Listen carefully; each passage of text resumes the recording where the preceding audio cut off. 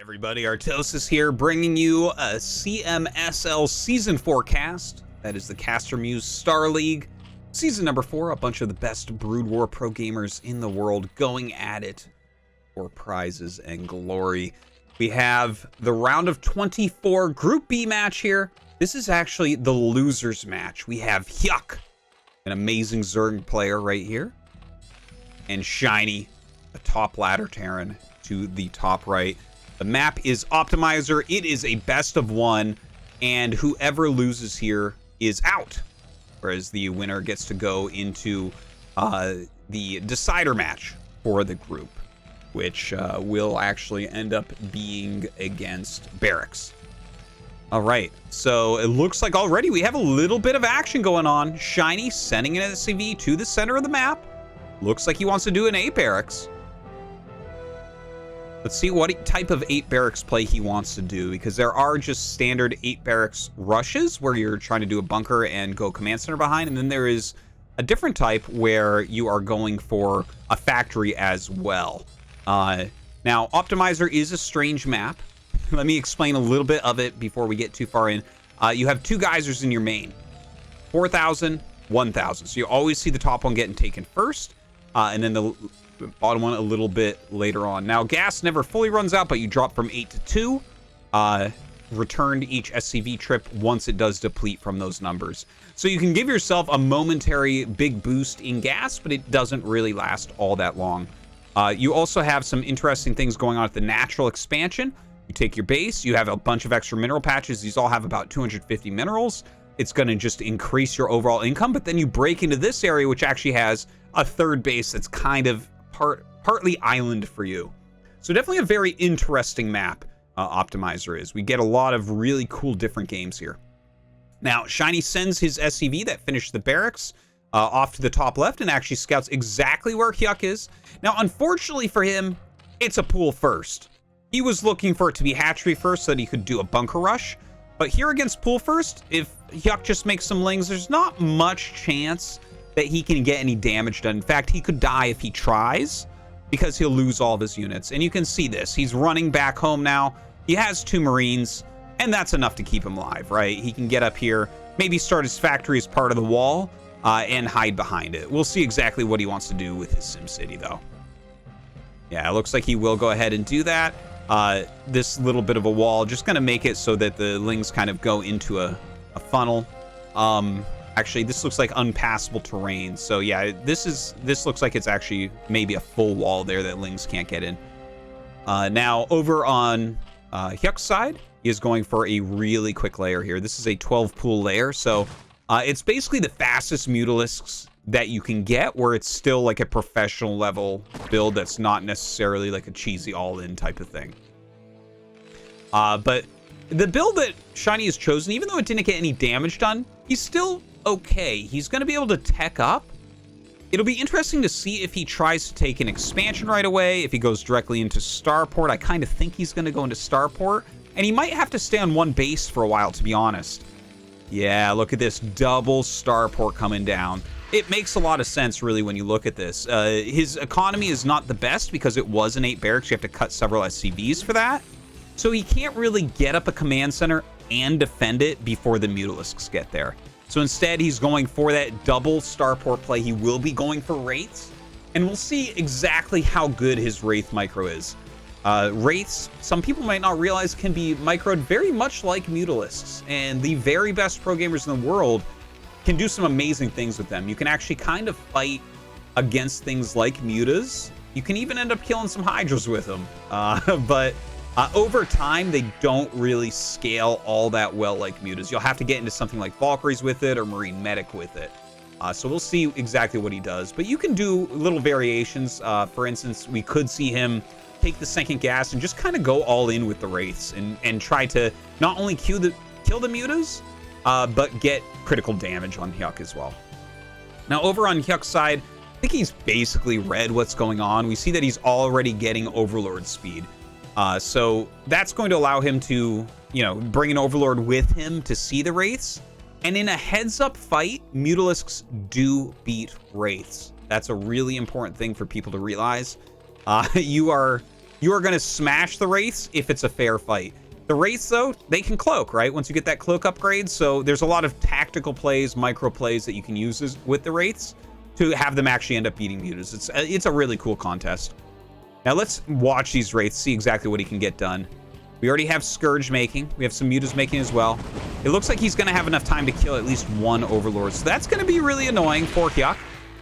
HyuK not quite supply blocked yet at 32 of 34. Coming down to get another one. He's being careful now. He wants to make sure that if something like Scourge pops out, he doesn't end up losing him. He does not have Cloak.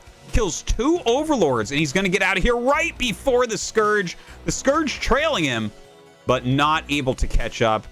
Beautifully done there by Shinee. Really, really tight on this build. He's supply blocked HyuK, and has to be feeling pretty good about what his Wraiths accomplished so far, even if his build order hasn't hit exactly what he's looking for yet. Obviously, you know, he went with that 8 barracks, so the fact that he wasn't able to put any pressure on with it is a bit painful. He's still trying to recover from it. You see here now, he's throwing down some missile turrets. Obviously, the Mutas can't fight alone. All right, you see the Mutas coming in. Some good micro here from Shinee so far. The wall stopping Lings from getting in. But there's the Speed Overlord, a big problem right now, and so he decides to just stand and fight. I don't think that's going to go so well. It's actually more Mutas than Wraiths, but they have taken a bit of damage. This looks like HyuK will pull back and wait for some more Mutas. This is really scary, though. He's got to repair these ASAP. He does have the Cloak upgrade. Wouldn't mind seeing, like, another turret go up, but, you know, Shinee is really low on money right now, as you can see. He's barely got more SCVs than the Zerg player. I mean, if, in a standard game, you would literally have like 45 SCVs right now. So you can see he is not exactly where he wants to be. And with this many Mutas coming in, with these Speed Overlords as well, the Wraiths are gonna have a hard time. Okay, he goes ahead and cloaks 2 Overlords, so it's very hard. You can't just dive on those. The Mutas will kill you before you kill them. So we got to see what his micro is made of here. Oh man, that's such a flock of Mutas. Okay, nice micro. Picks one of them off.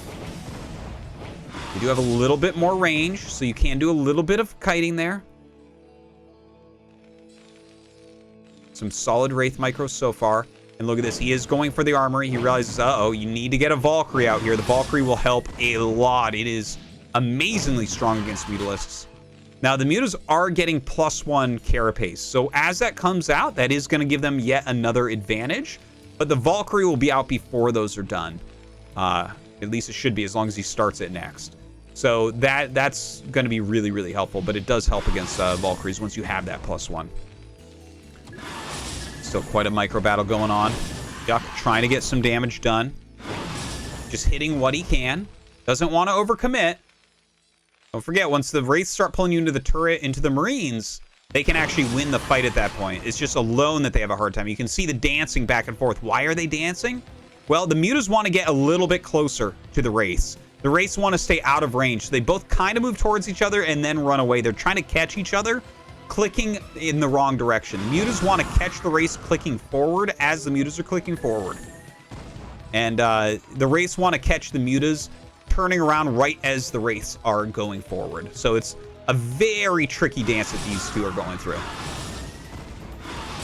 More and more Mutas coming down right now. HyuK might eventually hit a critical mass where he feels like he can move forward.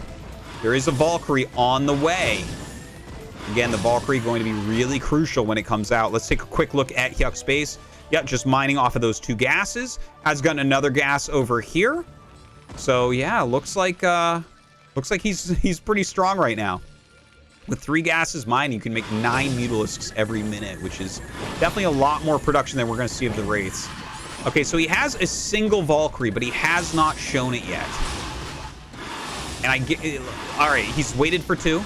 Here we go. That is helping so much. Look at that. The Mutas have to run as soon as he brings this out. Starting to get a lot of damage, but here come the Scourge. Oh my god, he's actually going to connect with both Valkyries. Valkyries, really, really expensive units. 250 minerals, 125 gas. Or maybe it's 200 minerals. You don't make them all that often, but look, that was a really strong move from HyuK to pick both those off. That was kind of the long-term power of Shinee, and now it's going away. Okay, he has another Valkyrie popping out. Let's see what he can do with it. All right, looks like HyuK gonna dive on top of that Valkyrie. It does not work out for him. He ends up losing most of the mutas here. More Scourge coming up. Oh, he does not want to lose this. Trying so hard to keep that Valkyrie alive.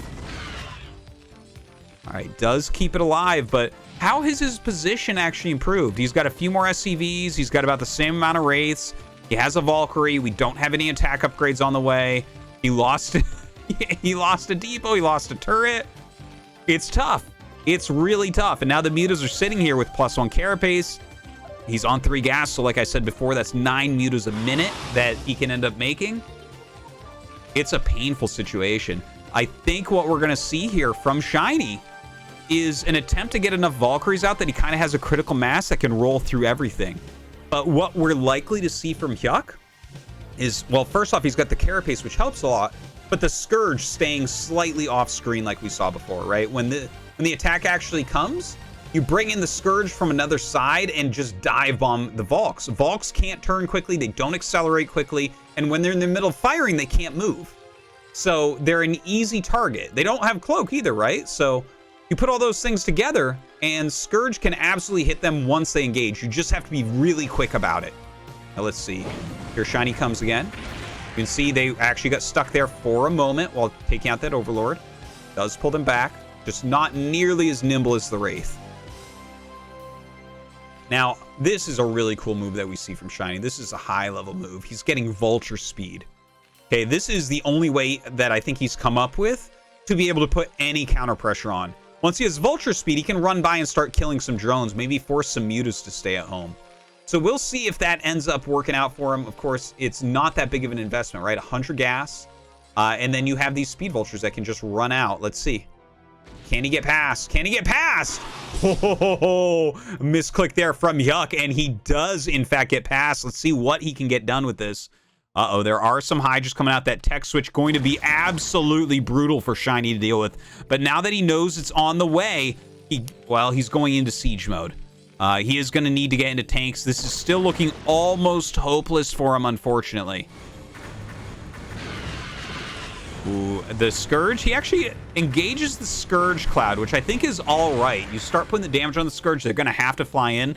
He takes 3 hits on the Valks. One Valk dies, the other one takes half damage.